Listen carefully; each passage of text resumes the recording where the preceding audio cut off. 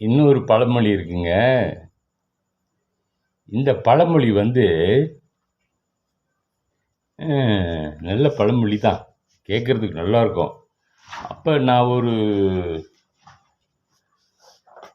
எனக்கு அப்போ வந்து ஒரு 20-26 வயசு இருக்குங்க. அப்போ நான் சிங்கப்பூரில் இருக்கேன். அப்போ சிங்கப்பூரில் இருக்கிற போது ஒரு ஃப்ளாட் கீழே, அதாவது ஒரு கட்டிடத்துக்கு கீழே ரெஸ்டாரண்ட் இருக்குது. அங்கே ரெஸ்டாரண்ட்டில் சாப்பிட்டுக்கிட்டு இருந்தேன். பசியாரிச்சுக்கிட்டு. அங்கே என் நண்பர்கள்லாம் வந்தாங்க. வந்தவொடனே பார்த்து, ஏய் உனக்கு தெரியுமா வாலி இங்கே தான் இருக்காரு. வாலியா? யாருப்பா? இந்த பாடல்லாம் எழுதுவார வாலி, அவர் இங்கே தான் இருக்காரு. அவர் வந்தால் என்ன, அவர் பசியாருவார் அப்படின்னு நான் பேசாமல் இருந்தேன்.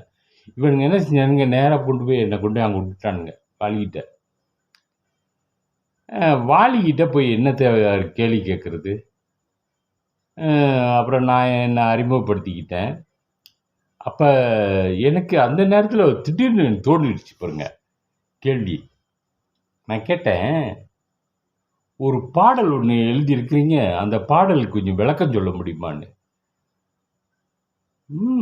சொல்கிறேன், சொல்லு, என்ன என்ன பாடல் அப்படி, என்ன பாடல் அப்படின்னு கேட்டார். வெத்தலை போட்டுக்கிட்டு, அதுவும் சிங்கப்பூரில். அந்த இரவுக்கும் பார்க்கின்ற விழி இருக்கும், இந்த சுவருக்கும் கேட்கின்ற காது இருக்கும். ஆமா, அதுக்கு முன்ன உனக்கு ஒன்று தெரியுமா? ஒரு பழமொழி இருக்கு தெரியுமா? அந்த பழமொழி என்னன்னா, பட்டம் பகலை பார்த்து பேசு, இரவுல அது கூட பேசாதன்னு சொல்லுவாங்க. தெரியுமான்னு சொல்லுவார். ஓ, எனக்கு விளங்குதுங்க அப்படின்ட்டேன். சரிங்களா? இதுதான் பழமொழி.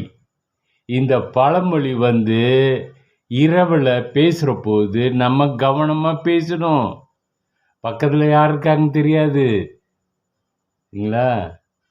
பட்டம் பகலை பார்த்து பேசி, இரவில் அது கூட பேசாத.